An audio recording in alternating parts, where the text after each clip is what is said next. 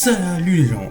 Et oui, Monsieur Gameplay pour une nouvelle vidéo qui va être conséquence. Avant de passer dans les détails ou autre, de toute façon j'ai déjà lu le titre, donc vous savez de quoi ça va parler. Moi je vous dis maintenant, générique.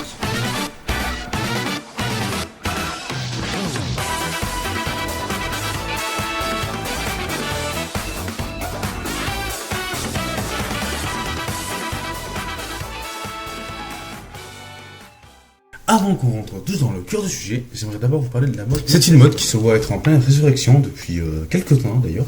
Et aujourd'hui on va mettre donc notre pierre à cet édifice en parlant donc de Yu-Gi-Oh! Alors bien sûr, certes, il existe déjà plein d'icebergs ou vidéos sur Yu-Gi-Oh! Et son iceberg. Mais dans la communauté francophone, il n'y en a pas. Sauf humeur de ma part, excusez-moi d'avance. Du coup, je me suis dit, vous avez vu cette vidéo, c'est que le projet s'est conclu.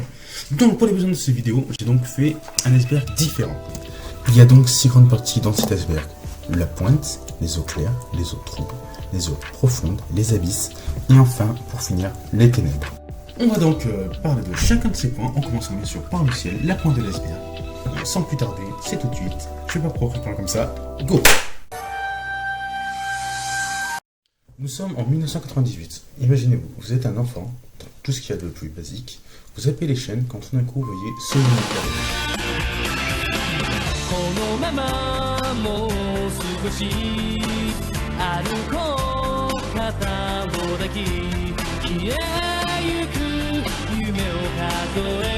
En voyant donc ce générique, pour ceux qui ne connaissaient pas, beaucoup d'entre vous ont dû se demander qu'est-ce que c'est ce bordel. Et bien ce bordel, c'est donc la saison 0 de Yu-Gi-Oh! Qui suit donc à la lettre le manga original de Yu-Gi-Oh! Qui était bien gore et bien effrayant pour être adapté en France ou en Europe ou même aux États-Unis. Elle restera donc officiellement qu'au Japon. Au tout début de Yu-Gi-Oh! Duel Monster réel, où il n'y avait aucune limite de jeu. Et oui, ça peut paraître étrange, mais à une époque, il n'y avait aucune limite de cartes, aucune limite, tu pouvais avoir un deck de 1000 cartes. Et c'est ce qui s'est passé, on a eu donc le record de leur deck enregistré dans Yu-Gi-Oh! Qui était de 2500 cartes. Ce qui a donc poussé Konami à mettre une limite de cartes. Le français de Yugi Muto et Laurent Sao. Et petite info spécialement pour cet iceberg, il double aussi la voix française de Atem ou le pharaon dans Yu-Gi-Oh! En français. Et excusez-moi d'avance, monsieur, d'avoir écorcé votre prénom ou nom de famille. Chose qui m'a toujours dérangé dans Yu-Gi-Oh! C'est le nom des cartes. Pour ceux qui voient pas très bien ce que je veux dire, je vais vous montrer avec ce petit extrait. Attaque le magicien des ténèbres! Et oui, notre cher magicien des ténèbres s'appelle pour nous le magicien sombre dans le jeu de cartes. Pourquoi les deux noms sont différents alors que les deux sont des noms en français?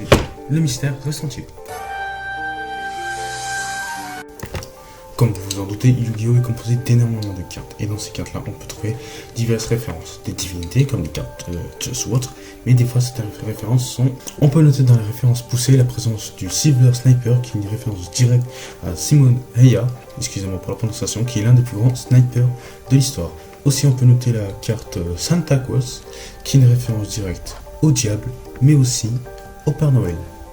Ces deux cartes-là sont l'exemple typique des références cachées parmi plein d'autres cartes Yu-Gi-Oh! Du tout premier tournoi Yu-Gi-Oh! En 1999 avec le jeu Game Boy Yu-Gi-Oh! Duel Master, que le gagnant repartit avec cette carte. Cette carte qui est donc un soldat du lustre noir en métal inoxydable. Seule et unique carte du soldat du lustre noir illustrée par un monstre à effet, ce qui est malheureusement unique et qui est heureusement très cher de nos jours, vu que cette carte a disparu pendant longtemps des médias et même du public jusqu'à apparaître très récemment.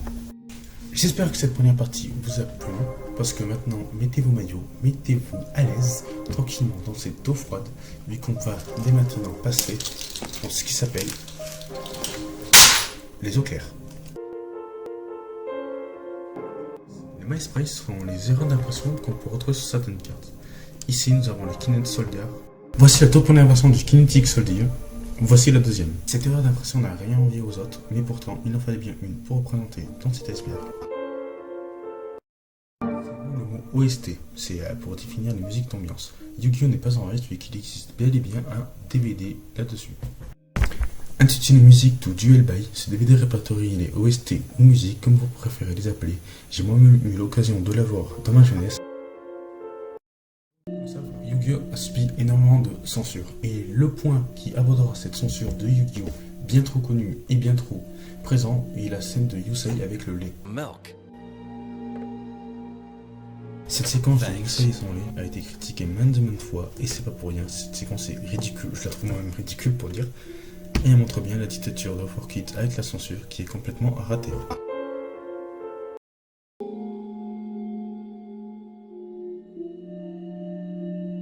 Connaissez-vous l'événement qui s'appelle le Zero Reverse? C'est un événement dans Yu-Gi-Oh 5D connu pour être le plus meurtrier de tout Yu-Gi-Oh confondu. En effet, celui-ci voit la ville de Domino se faire entièrement éradiquer de la zone. Événement très tragique où on ne sait même pas le nombre de morts, le nombre de victimes, le nombre de disparus. En tout cas, ceci est l'événement le plus non censuré et aussi le plus tragique et mortel qu'on puisse voir dans l'anime Yu-Gi-Oh! Pour ceux qui connaissent la saison 0, vous devez sans doute connaître Miyu Nosaka, qui était un personnage principal dans la saison 0, mais qui n'a jamais été introduit ni dans le manga, ni dans la suite de la série, ce qui fait d'elle un personnage totalement détruit et anéanti de tout Yu-Gi-Oh par la suite. On ne sait ni pourquoi ni comment ceci s'est produit, mais en tout cas Miyu Nosaka, qui était pourtant un personnage principal, nous manque un peu au fond. Les duels terminales sont des bandes d'arcade où on peut jouer avec les cartes Yu-Gi-Oh! Ces bandes d'arcade du duel terminal sont donc trouvables uniquement aux États-Unis pour 100$ et au Japon pour 100 yens. Ce sont des bandes d'arcade qui proposent de jouer à Yu-Gi-Oh avec leur propre deck, ou alors vous pouvez scanner les propres cartes duel terminal afin que le système vous crée votre propre deck. Et aussi les duels terminal vous permettent de gagner des cartes maintenant à collectionner et aussi qui valent très très cher. Mais ce n'est pas le sujet de la vidéo. Qui ne connaît pas les harpies, gros archétypes utilisés par My Valentine dans l'anime et aussi utilisés par notre cher Xulu français dans le mondial. Sans trop de blagues, harpies sont très connus en ce moment et le seront pour toujours je pense. Il faut rendre à César ce qui est à César en parlant du frère harpie. Présenté pourtant dans l'anime et dans notre jeu, frère harpie était censé représenter le seul garçon harpie. Mais sans qu'on sache comment ni pourquoi, Konami l'a changé comme nom pour éclaireur du ciel dans n'importe quelle langue. Enterrant à jamais le frère harpie dans les abysses du néant de Konami, faisant l'archétype harpie rempli exclusivement de femmes. J'espère que ça va toujours bien, que vous êtes au frais dans ces eaux claires, mais malheureusement nous allons descendre tout doucement avec notre bouteille à oxygène pour arriver dans les autres trous. Monstre niveau 0. Comme vous le savez, comme tout le monde, les monstres ont tous des niveaux. Il est impossible d'avoir le niveau 0, mais Konami, ou plutôt dans Yu-Gi-Oh, il existe seulement 2 monstres qui ont le niveau 0, ce qui est assez étrange et perturbant, il faut l'avouer. Todorokin Ultimadia et Seigneur Fantasmatique Bishimi Baalakin Ultimi. C'est pas facile à dire. Et heureusement parce que ces 2 cartes niveau 0 qui sont donc devant vos yeux, ils n'ont rien d'extra à part le niveau 0. On n'a pas trop d'explications de la part de Konami, bien que c'est assez perturbant de voir 2 cartes niveau 0 apparaître comme ça devant nos yeux. Goyo Trollline. Comme nous l'avons vu plus en haut, Konami aime bien nous parsemer d'histoires ou d'historiques par-ci par-là. Gaga-Yo est une carte qui ne fait pas exception. Vous me comprendrez quand je vous dirai que Gaga-Yo a une histoire trop longue pour être expliquée dans cette vidéo, mais il faut savoir que beaucoup de cartes que vous devez utiliser ou que vous avez déjà vues sont en fait le même et même monstre depuis le début. Le jeu des ombres. Les jeux des ombres sont des duels où les participants ont des répercussions par rapport aux duels qui se passent. Nous pouvons prendre exemple Malek qui utilise beaucoup les jeux des ombres face à Joey ou Mei, et aussi face à Yugi ou alors Pegasus qui l'utilise face à Yu. Mais les Zexal n'est pas en reste vu que nous pouvons voir un jeu des ombres dans Zexal qui est presque le seul jeu des ombres véritable que l'on peut voir après Yugi. Dans ce jeu des ombres à la Zexal, nous pouvons voir un match entre Shark et Victor qui se déroule dans le passé où chaque joueur qui perdra un monstre perdra donc un guerrier. Ce duel est donc très intéressant d'une manière hypothétique et d'une manière aussi héréditaire à l'héritage de Yu-Gi-Oh et ses duels de genre. L'économie des cartes Yu-Gi-Oh est un secret pour personne. En effet, vous le savez tous, il y a beaucoup de cartes Yu-Gi-Oh et donc il y a beaucoup de cartes qui valent extrêmement cher, comme le soldat de lustre noir en métal inoxydable vu plus tôt. La carte que nous allons voir n'est pas en rate, en effet, vu qu'il s'agit du 10,000 Dragon. Cette carte est donc apparue lors de la bataille de Legend Armageddon, qui n'a pourtant apparemment rien de spécial, à part qu'elle est d'une rareté assez qualitative, bien que son effet peut paraître puissant, vu qu'en effet, elle est ni invocable normalement, ni posable normalement, uniquement invocable spécialement en sacrifiant des monstres que vous contrôlez, dont la somme de l'attaque et la défense est minimum 10 000 points d'attaque. Et si elle est invoquée, elle aura donc 10 000 points d'attaque.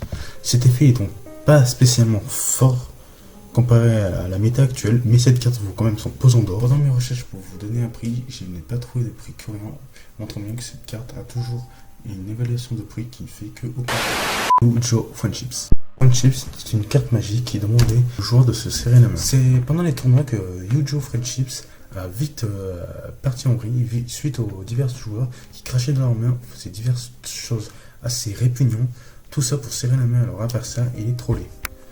Comme quoi, faire une carte avec un contact physique est une bonne idée en soi, mais Konami a dû oublier que les joueurs étaient des petits. Dragon Blazer Cosmic. Dragon Blazer Cosmic semble être une carte qui est apparue pendant le générique de 5D, mais qui n'a jamais été utilisée dans celui-ci. En effet, la carte semble être dans la même famille du dragon poussière d'étoile et des autres dragons poussière d'étoile utilisés par Yusei.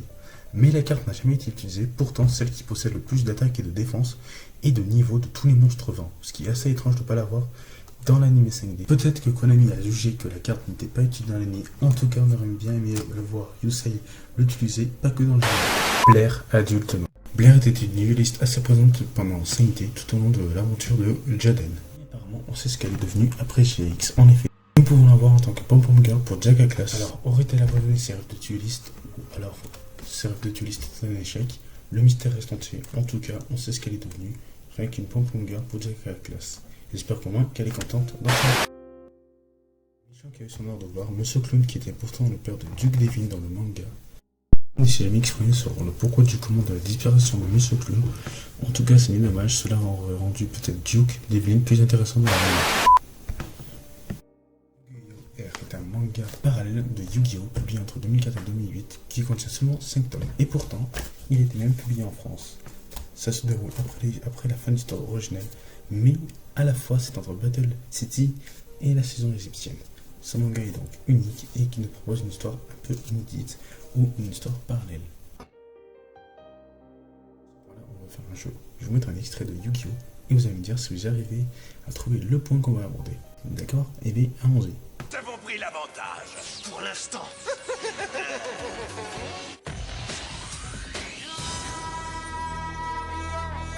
Bon oui, c'est passé très vite, là je vous l'accorde, mais je peux pas faire mieux.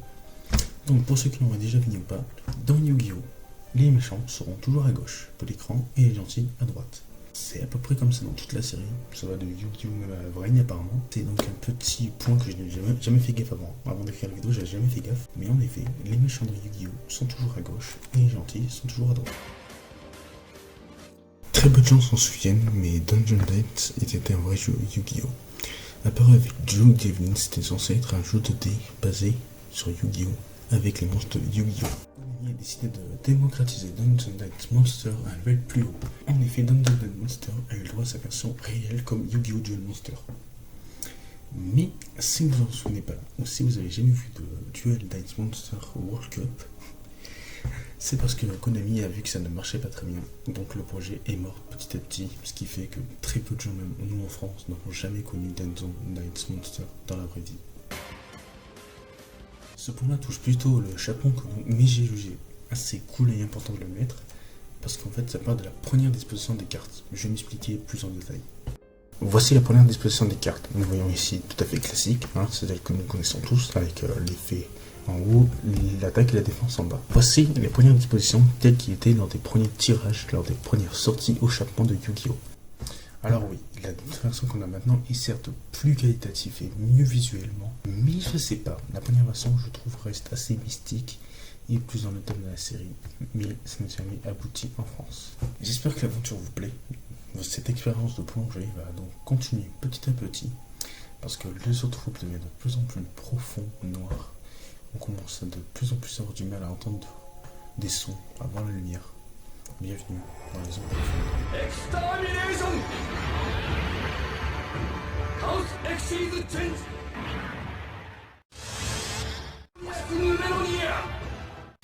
100 000 points d'attaque, c'est le point de ces premières eaux profondes, avec le numéro IC 1000 numéro news. Ce monstre a la capacité d'être directement invoqué avec 100 000 points d'attaque. C'est le seul monstre déjà d'avoir autant d'attaques d'un coup, sans autre capacité. C'est-à-dire tu l'invoques 1000 points avec directement l'un des monstres les plus forts en invocation. Une fois qu'il est invoqué, 100 000 points d'attaque. Happens to be Roku, but you can call me Master Roku. Master Roku? Et oui, ce point va aborder Roku. C'est vrai que dit comme ça, vous allez me dire, il fout de notre gueule. Et bien non, parce que Roku est un personnage de Zexal, apparaît assez tôt quand même dans Zexal. Mais ce qui nous importe ici, c'est que Roku serait un Yugimoto vieux. Alors là, vous allez me dire, j'ai envie de fumer ma bête, Zexal c'est moi à bonne distance de Yu-Gi-Oh! Mais, parce qu'il y a des mais, la vie c'est pas en noir et blanc, j'ai des preuves. Enfin, il y a des preuves. Enfin, il y a des preuves que Roku est Yugi. Oui, enfin, cherche pas trop la merde non plus. Au donjon de Roku, nous pouvons voir ici plusieurs statues rappelant le magicien de ténèbres et le dragon blanc. Ça vous rappelle rien. Et rappelez-vous, Yugi Muto était capable de contrôler le magicien des ténèbres comme statue. Ici, nous avons des statues de magicien des ténèbres, de néo-élémentaire et de dragon blanc bleu. Mais un magicien des ténèbres en statue qui peut prendre vie. Nous ne connaissons pas beaucoup de personnages qui est capable de faire ça, qui a même un magicien de ténèbres. Et en plus, niveau cheveux, ça concorde. Nous avons donc ici la preuve. Bon, après, ça tombe plus de la théorie, vous inquiétez pas, mais pour les bien, on va dire que c'est vrai. On va dire que cette théorie est vraie, parce qu'on va dire que Roku est Yugimoto adulte. Yugimoto. Deux points à aborder en même temps, parce que c'est deux points qui se ressemblent beaucoup trop pour être abordés séparément. On va donc commencer par le point de Pegasus mort dans 5D. Avant toute chose, il faut savoir que Pegasus est bien et bien mort dans le manga au tout début lors de son acte, après Backwar. Mais on peut voir dans 5D un mémorial en son honneur disant qu'il est mort dans l'anime après G. Pour ce qui est de Ushio, c'est un personnage du manga qui est apparu seulement dans la saison 0. Mais il n'est pas en reste parce qu'on peut quand même le voir dans 5D où il joue un rôle assez mineur. Mais ce n'est pas tout, ce n'est pas sa seule apparition avant 5D, puisqu'on peut voir son nom apparaître dans GX.